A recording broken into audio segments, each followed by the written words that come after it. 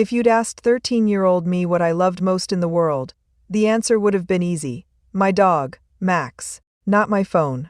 Not my friends. Definitely not my stepdad. Just Max. He was a golden retriever mix with one floppy ear and a habit of snoring like a tractor. Mom adopted him from a shelter a year after my parents divorced, when I was 11 and crying a lot. He needs a home, you need a friend, she'd said. Seems like a win-win. She was right. Max became my shadow. He waited by the door when I got home from school. He slept on my feet while I did homework. When Dad moved 6 states away and stopped calling as often, Max was the one who licked my face when I tried not to cry. So when my new stepdad, Carl, moved in and called Max just a dog in that tone, I knew we were going to have problems.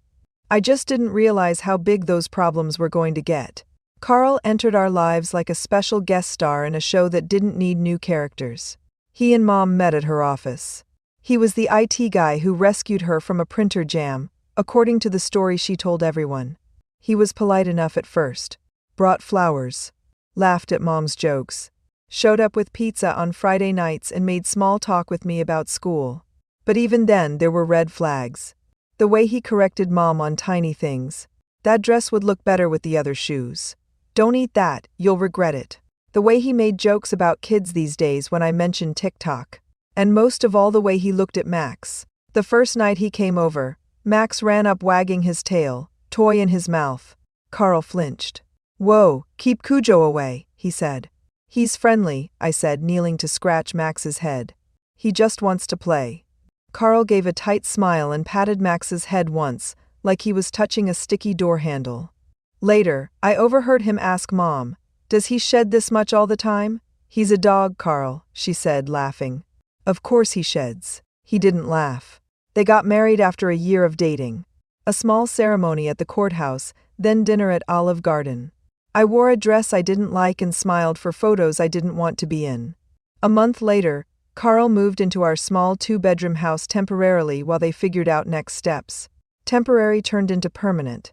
He started rearranging things. The living room. The rules. Our lives. He turned Dad's old office into his man cave with a giant TV and a locked cabinet for his collectibles. He moved Max's bed from the living room to the laundry room. "It smells," he said. "I don't want hair on my stuff." When Mom hesitated, he added, "Babe, you can't let the dog run the house. That's not healthy." I carried Max's bed to the laundry room myself. He followed, confused. I sat on the floor and cried into his fur while the washer hummed. "Sorry, buddy," I whispered. "It's not forever." I wanted to believe that, but every small adjustment Carl made was a test balloon. If no one popped it, it stayed.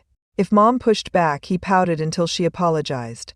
"I just want us to be a family," he'd say. "Why is that so hard?" Translation: "Why don't you all do things my way?" The first real fight about Max happened when I was 15. I'd come home from school early with a stomach bug. Mom was at work. Carl was working from home, which meant sitting in his office on video calls and yelling at video games during breaks. I heard Max whining in the backyard. When I looked, he was tied to the tree with his leash. No water bowl. No shade. It was July. I stormed outside. "What are you doing?" I asked, untying him. He panted gratefully, leaning against my legs. Carl stepped out onto the deck. "He peed on the rug," he said. "If he can't act right inside, he can stay out." "It's 90 degrees, I said. "He's going to overheat." "He's an animal," Carl said. "He'll be fine. People keep dogs outside all the time." "Not our dog," I snapped. "This is his home." Carl's jaw tightened. "So you're saying I'm not welcome in my own home?" he said. "That's not what I..." He cut me off. "You know what your problem is?" he said. "You're too attached. This is why you don't have friends. The dog is not your therapist." I stared at him. "Wow," I said. "Thanks for the psychological assessment." He rolled his eyes and went back inside. I brought Max in, gave him water, and texted Mom. Carl left Max tied up in the yard with no water. "It's way too hot." She replied an hour later. "That's not okay. I'll talk to him." When she came home, they argued in hushed voices. I caught snippets. "Overreacting. He is just a dog, you're always taking her side." The next day, Carl was sugary sweet. Sorry, kiddo, he said. Didn't realize it was such a big deal. Truce? He held out a peace offering, a bag of fancy dog treats. Max gobbled them up. I didn't. But I nodded. Because I was 15. Because he was an adult. Because Mom looked tired. Things simmered. Carl was never outright violent. Just controlling. Little digs. Is that what you're wearing? Maybe if you spent less time with the mutt you'd bring home a boyfriend. Just enough to make me feel small. Mom started chalking everything up to personality differences. He's set in his ways, she'd say. We just have to compromise. Compromise apparently meant everyone else bending. Then, one Tuesday in October, he crossed a line we couldn't step back from. I was a junior by then. Max was 6. We had our morning routine down. I'd walk him before school, refill his bowl, scratch behind his ear, and make a big deal out of saying goodbye like I was leaving on a 6-month expedition instead of 7 hours of high school. Be good, I'd tell him. He'd wag his tail and trot to his bed. That Tuesday, he was especially sleepy. He didn't get up when my alarm went off. When I came back from my shower, he was still on his bed, breathing slow. You okay, buddy? I asked, rubbing his side. He thumped his tail once. I figured he was just having a lazy day. I gave him fresh water and left. School was the usual blur of boredom and gossip. Around lunch, my phone buzzed in my backpack. A text from an unknown number. Is Max still available? Underneath, a screenshot bubble. Craigslist. Friendly golden mix $150 needs rehoming ASAP. My dog. His crooked ear. His bed. My bedroom in the background. My vision tunneled. I texted back. Who is this? No reply. I excused myself from class and ducked into the bathroom. The listing had a number. I called it. Straight to voicemail. My hands shook as I redialed. Nothing. I texted Mom. Did you put Max on Craigslist? 3 dots. Disappeared. Came back. What? No, why? I sent her the screenshot. She replied. I'm at work. I'll call Carl. I called him myself. He didn't answer. I left a message I'm not proud of. Then I emailed the Craigslist seller from a throwaway account. Very interested. When can I pick him up? I refreshed obsessively between classes. No response. The final bell that day felt like a starting gun. I sprinted to my car, drove home too fast, and ran into the house. Max? I called. Silence. Panic surged. Max. His bed was gone. My room looked weirdly empty. I stormed into the kitchen. Carl was at the table with his laptop, sipping coffee like it was any other day. Where is he? I demanded. He didn't even look up. Where's who? He said. Don't play dumb, I snapped. Max, where is he? He sighed, closed the laptop. Calm down, he said. I put up a feeler post. We haven't given him away yet. I saw red. You what? I said. Without asking me? Without asking Mom? He shrugged. We talked about it, he said. He's old, he sheds, he costs money. Your mom and I agreed it might be time. Time? I repeated. He's 6, not 16, and Mom would never agree to this. He smirked. She didn't exactly disagree, he said. She said she was overwhelmed. I offered a solution. What solution? Mom's voice came from the doorway. She'd come home early. Her eyes were wide. You tried to sell Max? She asked, voice shaking. It's not selling if there's a rehoming fee, Carl said defensively. People take animals more seriously if they pay. And we could use the cash. My stomach flipped. The cash? I said. That's what this is about? $150? Vet bills, food, cleaning, he said. It adds up. You're leaving for college in a year. What, you think we want to be stuck with your dog while you're off living your life? I thought you wanted to be a family, I said. He rolled his eyes. Don't be dramatic, he said. We haven't actually done it yet. The post's just up to see interest. Mom walked over to the counter. Opened the dog treat jar. Empty. Her eyes flashed. Where is his bed? She asked. Garage, Carl said. Waiting. He was fine when I left. I ran to the garage. Max was there, curled up on his bed next to boxes. No water. No light. He lifted his head weakly when he saw me. I fell to my knees and hugged him. Hey buddy, I whispered. It's okay. I've got you. Behind me, I heard Mom exploding. "You had no right," she yelled. "No right, he's just a dog," Carl shouted back. "I'm tired of living in fur." "He's her dog," Mom said. "He was here before you. If anyone goes, it's you." Silence. I carried Max inside, gave him water, settled him back into his spot by my bed. Then I went to my room and closed the door. I heard muffled arguing for another 10 minutes. Then the front door slammed. Carl drove off. Mom knocked tentatively. "Can I come in?" she asked. I wiped my eyes. "Yeah," I said. She sat on the bed, stroked Max's fur. "I am so sorry," she said. "I thought he was just venting when he complained about Max. I never thought he'd actually do this." I told him absolutely not. He did it anyway. I clenched my fists. "He tried to get rid of the one good thing in this house," I said. "For money." Her face crumpled. "I make bad choices," she whispered. "With men." I didn't disagree. We sat there in silence. Then something cold and clear settled in my chest. Carl loved two things: control and his collection. Specifically, his vintage guitar collection. He had 6 of them, locked in a glass cabinet in his man cave. He polished them every Sunday. Posted artsy photos on Instagram with captions like "nothing like the warm tone of a 72 telly." He'd bragged once that the oldest one, the Sunburst Strat, was worth at least $3,000 and only going up. He'd also bragged that because he'd bought them before marrying Mom, they were untouchable assets, meaning she couldn't claim them if they split. But I wasn't interested in divorce laws. I was interested in leverage. He'd tried to sell my best friend for petty cash. So maybe it was time to sell something he loved even more. I didn't tell Mom my plan. Not because I didn't trust her. Because I knew she'd talk herself out of it. Be the bigger person. Don't stoop to his level. I'd done that for years. Where had it gotten us? A dog in the garage and a man who thought our home was a pawn shop. So I waited, watched, gathered intel. Carl kept his guitar cabinet key on his regular keyring. He always dumped it in a bowl by the front door when he got home. Every Thursday he went to trivia night at a bar with his coworkers. He'd leave around 7. Come back around 10. Mom worked late shifts on Thursdays. I babysat Max. The perfect window. The week after the Craigslist incident, he left for trivia as usual. "Don't wait up," he said.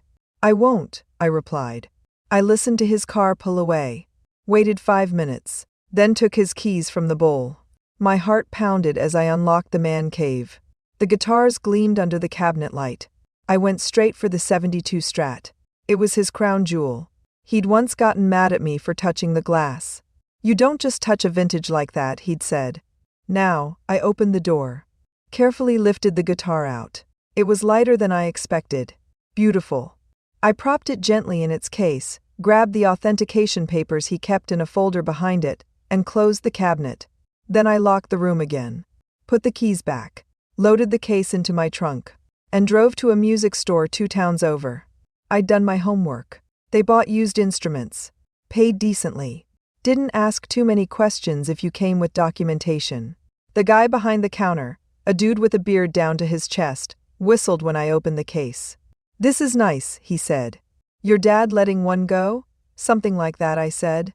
He examined it. Checked the serial number against the papers. "I can do $2,400, he said. Carl had claimed it was worth $3,000. But 2,400 was still more than enough for what I needed. "Cashier's check," I said. "Not cash." He raised an eyebrow. "Divorce stuff?" he asked. "Something like that," I repeated.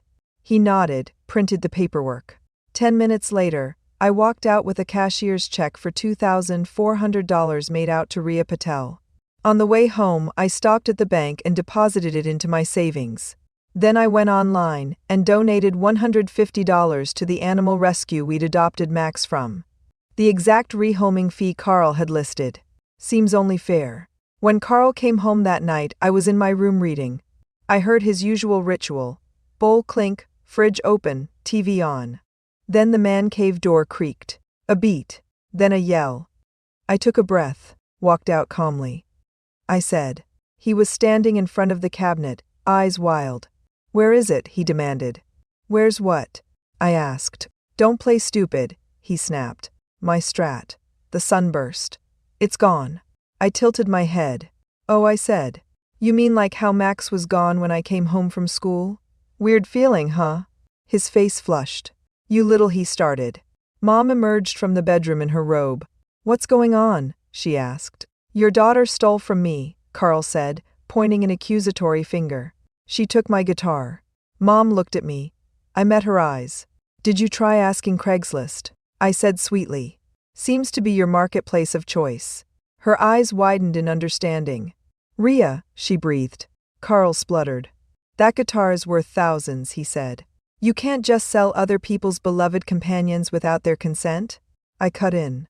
I agree. He gaped. You sold it? He choked. You sold my guitar? Yes, I said. For about what you thought Max was worth times 16. Mom covered her mouth. Rhea, that's illegal? Carl said triumphantly. Yeah, it is. I'm calling the cops. Please do, I said. And while they're here, we can show them the Craigslist ad where you tried to sell my registered emotional support animal without my consent. His eyes flicked to Mom's. She's lying, he said. I was just testing the waters. I have screenshots, I said. And texts. And witnesses at school who saw the listing. Mom looked between us.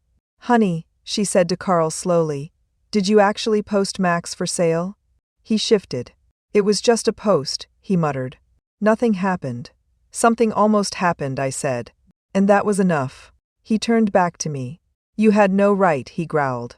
Those guitars were mine before I married your mother. She has no claim, you have no claim, cool, I said. Then when you call the cops, you'll be reporting that your teenage stepdaughter sold your separate property in retaliation for you trying to get rid of her dog. I'm sure they'll sympathize. He opened and closed his mouth like a fish. Mom straightened. You tried to sell Max while she was at school, she said slowly. Without telling me. He avoided her gaze. You said you were overwhelmed, he said. I was trying to help. By sneaking? She said. By putting him in the garage? You knew I'd say no. He's just an animal, he said. Her face hardened. And that guitar is just wood and strings, she said. If you care more about that than you do about us, maybe you should rethink your priorities. He stared at her. You're taking her side? He asked, incredulous. Yes, she said. For once I am. The room went very still. He grabbed his phone. Glared at me. This isn't over, he snapped. Then he stormed out. He did not, notably, call the cops. In the weeks that followed, the house was tense. Carl sulked in silence. Mom tiptoed around his moods. I avoided him as much as possible. Max stuck to me like Velcro. One night, I overheard Mom and Carl arguing in the kitchen. I can't believe you're not more upset about this, he said. She stole from me. She defended herself, Mom said. After you tried to take away the one constant in her life. You're supposed to discipline your kids, he said. Not reward them for bad behavior. She's not a little kid, Mom said. She's almost 17, and she's right. You crossed a line. If you don't do something, I will, he threatened. Like what? She asked. He didn't answer. A week later, he packed a bag. I'm staying with a friend for a while, he told Mom. She didn't beg him to stay. I didn't either. 2 months later, he came by with a manila envelope. Divorce papers? Mom asked, voice flat. Separation agreement, he said. Let's be adults. She flipped through. House division. Bank accounts. Furniture. No mention of guitars, obviously. He left quickly. We never saw him again. Mom and I did some therapy. A lot of talking. Even more silent nights watching TV with Max snoring on the couch between us. She cried one evening and said, I'm sorry I didn't protect you better. I scratched Max's ear.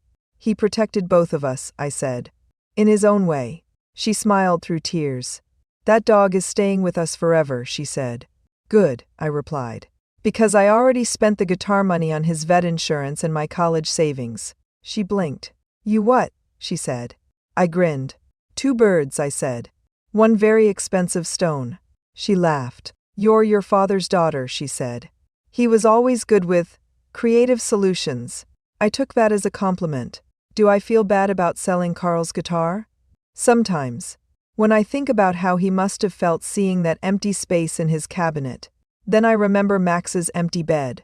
his waterless bowl. My panic when I saw that Craigslist ad. I remember all the times Carl dismissed our feelings as dramatic. The way he used money and control like weapons. And I don't feel bad. Because here's the thing. People like Carl only understand value when it's on a price tag. To him, Max was a mess and a bill. His guitars were investments and status. He thought that gave him the right to rearrange our lives. Selling that guitar wasn't just petty revenge. It was a line in the sand. A way of saying, you are not the only one who gets to decide what has value in this house. My stepdad tried to sell my dog while I was at school. So I sold something he loved even more. He lost a guitar. We lost a man who didn't respect us. Max gained a safer home. And I gained the knowledge that sometimes, the only language a bully understands is equity.